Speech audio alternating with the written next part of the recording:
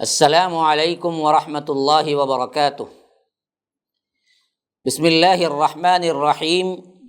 وبہ نستعین واصلی واسلم علی رسولہ الکریم اما بعد فاعوذ باللہ السمیع العلیم من الشیطان الرجیم من ہمزہ ونفثہ ونفخہ وَإِذْ يَمْكُرُ بِكَ الَّذِينَ كَفَرُوا لِيُثْبِتُوكَ أَوْ يَقْتُلُوكَ أَوْ يُخْرِجُوكَ وَيَمْكُرُونَ وَيَمْكُرُ اللَّهُ وَاللَّهُ خَيْرُ الْمَاكِرِينَ وَمَكَرُوا وَمَكَرَ اللَّهُ وَاللَّهُ خَيْرُ الْمَاكِرِينَ اللهم أرنا الحق حقا وارزقنا اتباعه وأرنا الباطل باطلا وارزقنا اجتنابه اللهم علمنا ما ينفعنا وانفعنا بما علمتنا وارزقنا علما رب اشرح لي صدري ويسر لي امری واحلل عقدۃ من لسانی یفقهوا قولی۔ برادران اسلام، واجب الاحترام بزرگوں، دوستوں، عزیز ساتھیوں، لائق احترام ماؤں اور بہنوں، السیرۃ النبویہ اس عنوان کے تحت اللہ کے رسول صلی اللہ علیہ وسلم کی سیرت مبارکہ کا وہ حصہ اللہ کے فضل و کرم سے میں بیان کر رہا ہوں جس میں ہجرت کے واقعات، خاص طور پر وہ رات جس میں اللہ کے رسول صلی اللہ علیہ وسلم اپنے گھر سے نکلے، آخری جو درس تھا اس میں وہی بات میں نے آپ سے کی تھی کہ ادھر پارلیمنٹ میں سازش کر کے مشرکین مکہ اللہ کے رسول صلی اللہ علیہ وسلم کے گھر کو گھیراؤ ڈال دیا تھا، اور ادھر اللہ تبارک و تعالی نے اپنے نبی کو حکم دے دیا کہ آپ کو کوئی غم نہیں ہے، آپ کے لیے کوئی پریشانی نہیں ہے، آج ان کے منہ پہ تماچا ہے کہ آپ انہی کے سامنے سے نکلیں، اللہ ان کے آنکھوں کو پکڑ لے گا، آپ انہی کے سامنے سے اسی وقت رات ہی میں نکلے۔ ادھر تیاری حضرت ابوبکر صدیق مکمل کر چکے تھے، اور ادھر یہ لوگ اللہ کے رسول صلی اللہ علیہ وسلم کے گھر کا گھیراؤ کر چکے تھے، احاطہ کر چکے تھے۔ عجیب نظارہ تھا۔ اب آگے سنیے کیا ہوتا ہے۔ آدھی رات کا وقت یہ لوگ مقرر کیے تھے، جب آدھی رات ہو جائے گی اور یہ جاگ کر گزار رہے تھے اور منتظر تھے کہ نکلیں گے تو ہم یہ کام کر گزریں گے، لیکن اللہ تبارک و تعالی ہی ہر چیز پر غالب ہے، اسی کا حکم چلتا ہے کائنات میں۔ تمہارے خلاف سب کچھ جمع ہو جائیں، اللہ کا اذن نہ ہو تو تمہارا بال بھی بیگا کوئی نہیں کر سکتا۔ اسی کے ہاتھ میں ساتوں آسمانوں اور زمینوں کی بادشاہت ہے، وہ جو چاہتا ہے کرتا ہے، جسے بچانا چاہے اسے کوئی نقصان نہیں پہنچا سکتا، اور جسے پکڑنا چاہے اسے کوئی رب العالمین سے بچا نہیں سکتا۔ چنانچہ اللہ تبارک و تعالی نے اس موقع پر جو آیت کریمہ خاص طور پر اللہ کے رسول صلی اللہ علیہ وسلم کو مخاطب کرتے ہوئے فرمایا، وہ سورہ انفال کی آیت نمبر 30 جو میں نے ابھی تلاوت کی، وَإِذْ يَمْكُرُ بِكَ الَّذِينَ كَفَرُوا لِيُثْبِتُوكَ أَوْ يَقْتُلُوكَ أَوْ يُخْرِجُوكَ وَيَمْكُرُونَ وَيَمْكُرُ اللَّهُ وَاللَّهُ خَيْرُ الْمَاكِرِينَ۔ وہ موقع یاد کیجئے اللہ کے رسول صلی اللہ علیہ وسلم جب کفار تمہارے خلاف سازش کر رہے تھے تاکہ تمہیں قید کر دیں یا قتل کر دیں یا نکال باہر کریں، جلا وطن کر دیں، اور وہ لوگ ایک داؤ چل رہے تھے، ایک مکر کر رہے تھے، اور اللہ بھی ان کے ساتھ ایک داؤ چل رہا تھا، مکر کر رہا تھا، اور اللہ سب سے بہتر داؤ چلنے والا ہے، سب سے بہتر مکر کرنے والا ہے، انہی کے الفاظ میں انہیں جواب دیا گیا۔ بہرحال قریش اپنے پلان کی نفاذ کی انتہائی تیاری کے باوجود مکمل فاش ناکامی سے کیا ہے دوچار ہوئے۔ اس نازک ترین لمحے میں اللہ کے رسول صلی اللہ علیہ وسلم نے حضرت علی رضی اللہ عنہ سے فرمایا، علی تم میرے بستر پہ لیٹ جاؤ، اور یہ میری سبز چادر ہے، اس کو اوڑھ کر سو جاؤ، تمہیں ان کے ہاتھوں سے کوئی تکلیف نہیں پہنچے گی۔ اللہ کے رسول صلی اللہ علیہ وسلم ہمیشہ جس چادر کو اوڑھ کے سوتے تھے اس چادر کے اندر حضرت علی اب سو رہے ہیں، بڑی میٹھی نیند، کیونکہ رسول کی گارنٹی ہو گئی تمہیں کوئی تکلیف نہیں ہوگی۔ اسی واسطے بعض تاریخ کے اندر یہ الفاظ تک آئے ہیں کہ حضرت علی نے کہا کہ اس دن جس میٹھی نیند کا میں نے مزہ لیا اس کے بعد کبھی نہیں ہو سکا، نہ اس سے پہلے، کیونکہ یہ اللہ کے رسول کے قول پر دل و جان سے ایمان لائے تھے کہ جب رسول نے کہہ دیا کہ تمہیں کوئی تکلیف نہیں ہوگی تو نہیں ہوگی۔ حالانکہ باہر پورا گھر گھیراؤ کیا ہوا تلواریں سونت کے کھڑے ہوئے ہیں، لیکن یہاں پر حضرت علی بہترین نیند سو رہے ہیں۔ اللہ کے رسول صلی اللہ علیہ وسلم اپنے بستر پہ حضرت علی کو سلایا۔ اس کے بعد اللہ کے رسول صلی اللہ علیہ وسلم باہر تشریف لے آئے۔ مشرکین مکہ جو اللہ کے رسول کی آمد کے لیے انتظار کر رہے ہیں، انہی کے سامنے سے انہی کے صفیں چیرتے ہوئے ایک مٹھی میں سنگریزوں کو یعنی کنکروں کو لیا اپنے ہاتھ سے ایک مٹھی میں، اور ان لوگوں کے سروں کے اوپر بالکل ڈالتے ہوئے یہ آیت تلاوت کرتے ہوئے وَجَعَلْنَا مِن بَيْنِ أَيْدِيهِمْ سَدًّا وَمِن خَلْفِهِمْ سَدًّا فَأَغْشَيْنَاهُمْ فَهُمْ لَا يُبْصِرُونَ۔ سورہ یاسین کی یہ آیت 9 نمبر کی، فرمایا ہم نے ان کے آگے ایک دیوار کھڑی کر دی، رکاوٹ کھڑی کر دی، ان کے پیچھے ایک دیوار رکاوٹ کھڑی کر دی، بس ہم نے انہیں ڈھانپ لیا اور وہ نہیں دیکھ سکتے۔ اس آیت کو پڑھتے ہوئے ان کے سروں کے اوپر بالکل پاس سے گزرتے ہوئے ان کے سروں پر کنکریاں ڈالی، لیکن یہ دیکھ نہیں رہے تھے۔ اور اس موقع پر کوئی مشرک باقی نہ بچا جس کے سر پر اللہ کے رسول صلی اللہ علیہ وسلم نے کچھ نہ کچھ مٹی، کچھ نہ کچھ کنکری نہ ڈالی ہو۔ سب کی آنکھوں کو اللہ تبارک و تعالی نے پکڑ لیا، بالکل ان کے پاس سے گزرتے ہوئے نکل گئے۔ صدیق اکبر کے گھر پہنچے اور پھر ان کے مکان کی ایک کھڑکی سے دونوں نکل کر رات ہی رات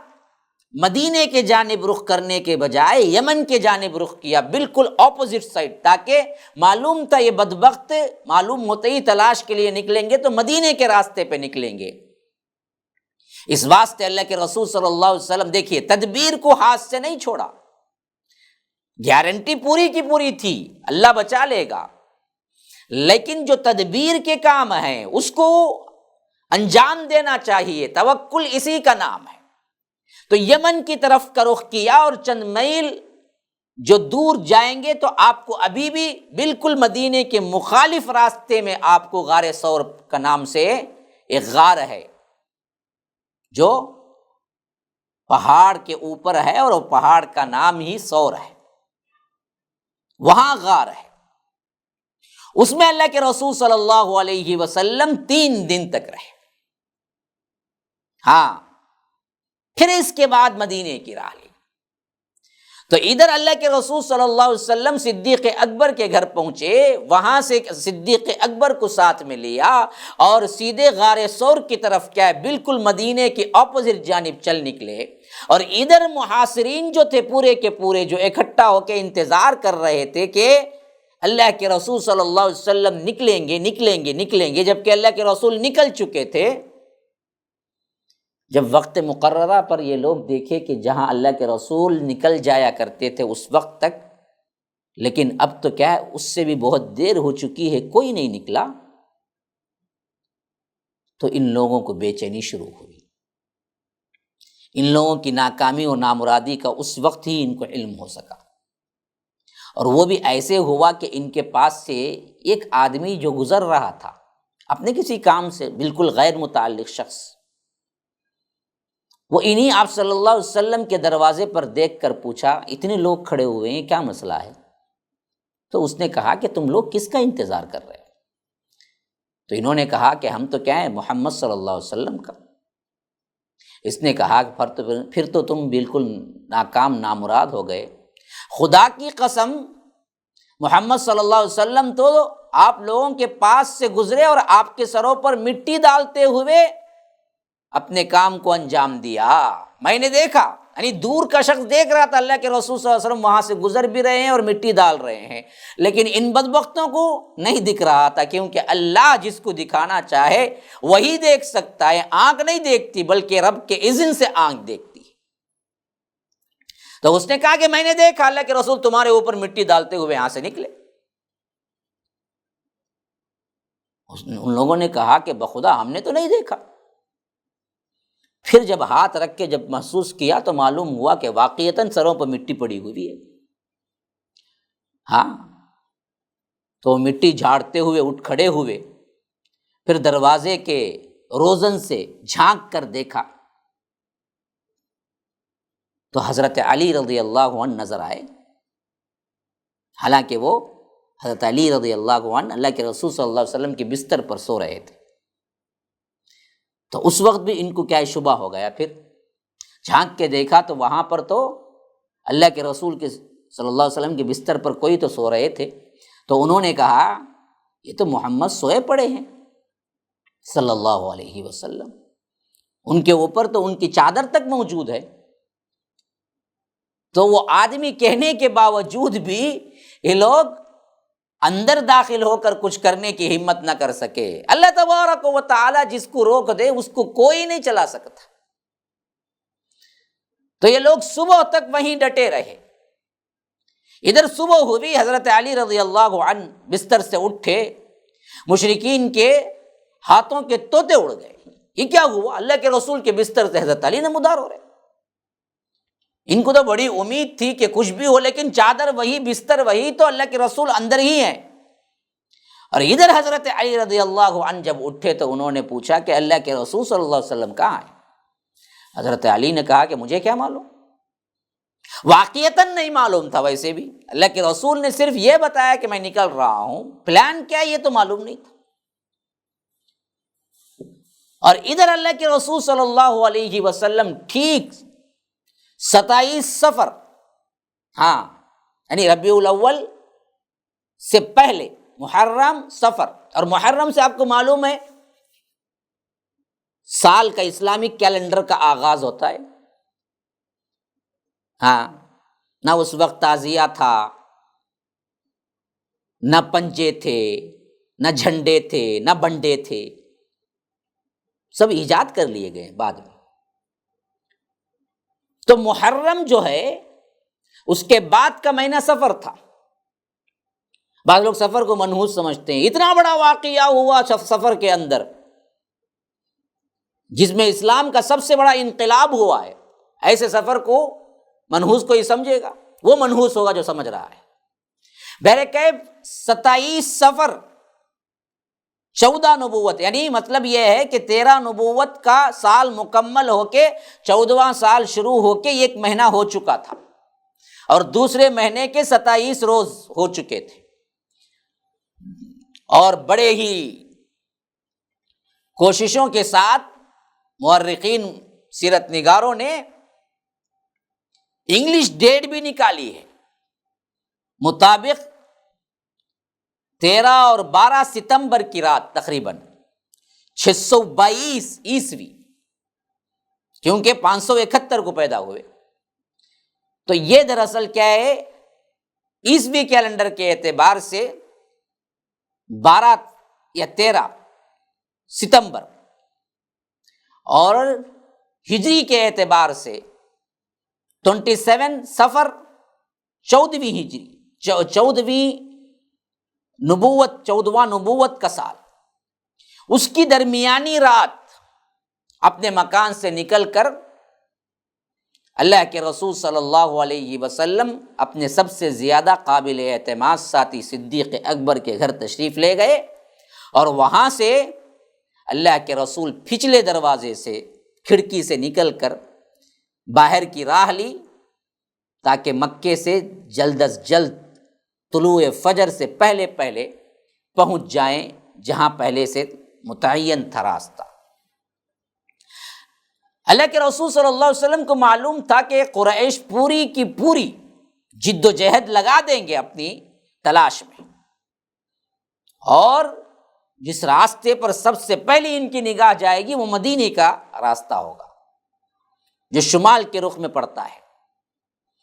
آپ صلی اللہ علیہ وسلم اس کے بالکل الٹ یمن جانے والا راستہ جو مکے کے جنوب میں واقع ہوتا ہے وہ لیے، اور آپ اس راستے پر 5 میل کا فاصلہ طے کیا، اور اس پہاڑ کے دامن میں پہنچے جو سور کے نام سے معروف ہے اور نہایت بلند اور ایسا ہے، وہ اوپر نیچے پیچدار اور چڑھائی بہت مشکل ہے، عجیب پہاڑیں ہیں وہاں کی، خاص کر وہ ایسے وقت میں، اس زمانے میں ذرا تصور کیجئے، نہ لائٹ نہ روڈ، کیسے طے کیا ہوگا، کیا کیا مشکلات سہے ہیں اللہ کے رسول صلی اللہ علیہ وسلم اس دین کی خاطر۔ اس پہاڑ پر بکثرت کیا ہے، پتھر بھی ہے، جن سے روایتوں میں آتا ہے کہ اللہ کے رسول صلی اللہ علیہ وسلم کے دونوں پاؤں زخمی ہو گئے، کیونکہ آپ جو نیچے ریتیلا راستہ تھا، وہاں پر پھر آگے چل کر ان پتھروں پر بھی کہیں نشان نہ پڑ جائیں، اس واسطے آپ پنجوں کے بل چل رہے تھے، جس کی وجہ سے قدم مبارک زخمی ہو گئے۔ لیکن اللہ کے رسول صلی اللہ علیہ وسلم وہ تکلیفیں سہ رہے تھے، ذرا بتاؤ کس کے لیے؟ اس اسلام کے خاطر، ہماری خاطر۔ اب صدیق اکبر جب پہاڑ کے دامن میں پہنچے، دیکھا کہ اللہ کے رسول صلی اللہ علیہ وسلم کو سخت تکلیف ہو رہی ہے، تو دوڑتے ہوئے اللہ کے رسول صلی اللہ علیہ وسلم کو اٹھا لیا اور پہاڑ کی چوٹی پر ایک غار تھا، وہاں پر جا پہنچے، جو تاریخ میں غار ثور کے نام سے معروف ہے۔ غار کے پاس پہنچ کر حضرت صدیق رضی اللہ عنہ نے کہا، اللہ کے لیے ابھی آپ اندر داخل نہ ہوں اللہ کے رسول، کیونکہ ہو سکتا ہے کوئی بھی زہریلا جانور یا کیڑا جو آپ کو نقصان پہنچا دے، پہلے میں داخل ہو کے دیکھ لیتا ہوں، اگر اس میں کوئی چیز ہو، کوئی نقصان دہ، تو وہ نقصان مجھے پہنچے، آپ کو نہیں۔ واللہ کیا محبت تھی، کیا انداز تھا، آج کوئی نہیں اس کا مقابلہ کر سکتا۔ ایسے صدیق پر حرف کرتے ہوئے شرم نہیں آتی بدبختوں کو؟ ابو بکر صدیق نے کہا کہ اللہ کے رسول آپ رکیے، میں اندر داخل ہوتا ہوں، اس غار کو دیکھ لیتا ہوں، صفائی کر دیتا ہوں، پھر اس کے بعد آپ آئیے گا۔ تو حضرت ابو بکر صدیق رضی اللہ عنہ اندر گئے، غار کو صاف کیا، چند سوراخ تھے، ان سوراخوں کو بند کیا، بند کرنے کے لیے کوئی چیز نہ ملے تو خود اپنے تہبند کو پھاڑ کر اس کپڑے سے کیا ہے ان سوراخوں کو بند کیا، اور جب سوراخ سب بند ہو گئے تو ایک سوراخ ایسا تھا جن کے لیے ان کے پاس کوئی کپڑا نہیں بچا تھا اس کو بند کرنے کے لیے، تو وہ اوپر آئے، اللہ کے رسول صلی اللہ علیہ وسلم کو بلائے، اور اللہ کے رسول صلی اللہ علیہ وسلم کو اندر بلا کے اس سوراخ پر اپنے پاؤں سے رکھ کر اس کو بند کر دیا، اور عرض کیا اللہ کے رسول آپ اندر تشریف لے آئیں۔ اللہ کے رسول صلی اللہ علیہ وسلم اندر تشریف لے گئے۔ اب اللہ کے رسول صلی اللہ علیہ وسلم بہت تھکے ہوئے بھی تھے، اور اطمینان کا عالم دیکھیے کہ ادھر یہ بدبخت کتے بن کر سونگتے ہوئے ڈھونڈ رہے ہیں کہ کس طرح اللہ کے رسول صلی اللہ علیہ وسلم کو ہم پکڑ لیں، اور ادھر اطمینان اور اللہ پر توکل کا یہ عالم ہے کہ اللہ کے رسول صلی اللہ علیہ وسلم صدیق اکبر کے ران پر اپنا سر رکھ کے اطمینان کے ساتھ سو گئے۔ جب اللہ کے رسول صلی اللہ علیہ وسلم سو رہے تھے، غار کے اندر صدیق اکبر بیٹھے ہوئے تھے،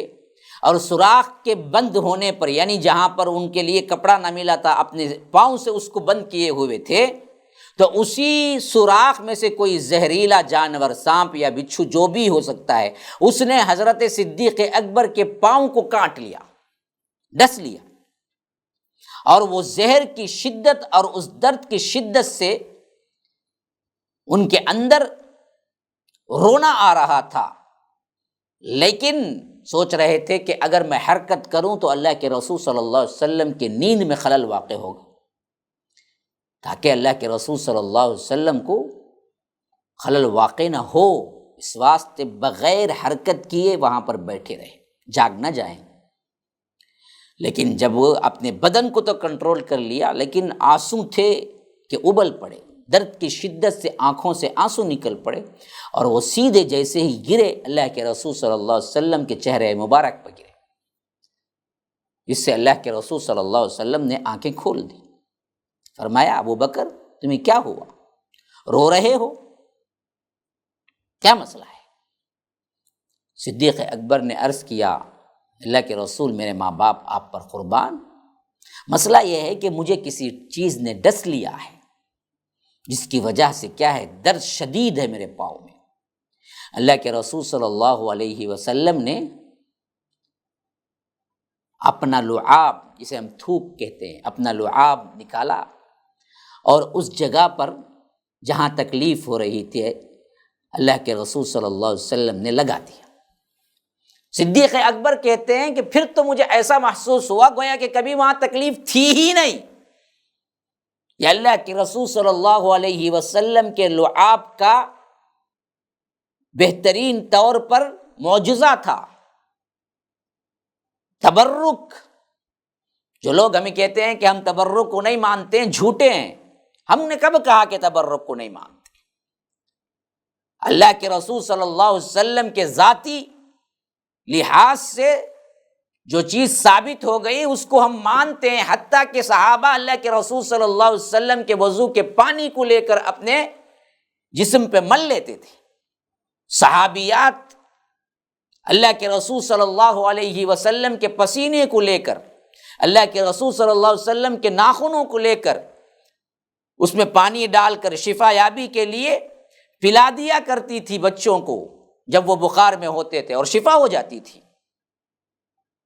جب صحابہ مانے تو ہم کون ہوتے ہیں؟ مسئلہ اللہ کے رسول صلی اللہ علیہ وسلم کی نسبت سے ہی وہ یہ مسئلہ ہے۔ ہم تبرک کو مانتے ہیں، جعل سازی کو نہیں مانتے۔ منہ مبارک کا تماشا میلاد النبی کے موقع پر ہر ایک مسجد کے اندر کھول کے کیا جاتا ہے، آثار شریف کے نام سے۔ ہمیں سوال یہ نہیں ہے کہ اللہ کے رسول صلی اللہ علیہ وسلم کے بال کی اہمیت اور اس کو دیکھنے میں برکت کی حیثیت سے، سوال یہ ہے کہ کیا وہ اللہ کے رسول صلی اللہ علیہ وسلم ہی کا بال ہے؟ یہ مسئلہ ہے۔ مدینے میں 10 سال گزارے، مکے میں 13 سال گزارے، قبل نبوت کے 40 سال مکے میں گزارے، مکہ مدینہ اور یثرب کے جتنے علاقے اور حجاز کہلانے والے جتنے علاقے اندر آتے ہیں ان تمام میں اللہ کے رسول نے سفر کیا، وہاں گئے، وہیں پر زندگی گزارا، وہاں پر کوئی مسجد میں کوئی ایک بال نہیں، اور پورے بال اڑ کے ہندوستان اور ایشیائی ممالک میں آ گئے۔ یہ کہاں سے ہو گیا؟ تو یہ سوال ہے اصل میں۔ تو اللہ کے رسول صلی اللہ علیہ وسلم نے لعاب لگایا اور تکلیف جاتی رہی۔ صدیق اکبر بیان کرتے ہیں، اور یہ روایت حضرت عمر بن خطاب سے روایت ہے، اور اس روایت میں یہ بھی ہے کہ پھر یہ زہر پھوٹ پڑا صدیق اکبر کو وفات کے وقت۔ اس کا بھی یوں تھا کہ ایک اثر تھا جو اچانک بخار نے آ لیا۔ تو یہ روایت حضرت ابو بکر کے مناقب کے اندر بالکل ثابت ہے، اور ہم بھی مانتے ہیں۔ مسئلہ یہ نہیں ہے کہ ہم کیا ہے مانتے نہیں ہیں، مسئلہ یہ ہے کہ ہم جھوٹی باتوں پر اعتماد نہیں کرتے۔ اللہ کے رسول صلی اللہ علیہ وسلم کی ذاتی اشیاء اور اللہ کے رسول صلی اللہ علیہ وسلم کا منہ مبارک واقعی ہو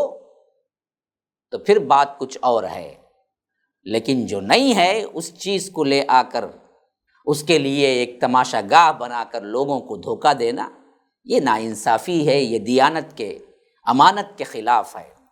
تو مسلمانوں ان سب چیزوں سے بچو۔ تو بہرکیف یہاں تک وہ معاملہ ہو گیا۔ جس میں اللہ کے رسول صلی اللہ علیہ وسلم غار ثور میں پہنچے، اور ادھر مشرکین مکہ کو معلوم ہوا کہ اللہ کے رسول صلی اللہ علیہ وسلم باوجود ان کے تمام تر سازشوں کے ان کے ہاتھ سے نکل چکے ہیں اور یہ ناکام و نامراد ہو گئے ہیں۔ جو بھی مجرم ہے، جو بھی سازشیں ہوتی ہیں دین کے خلاف،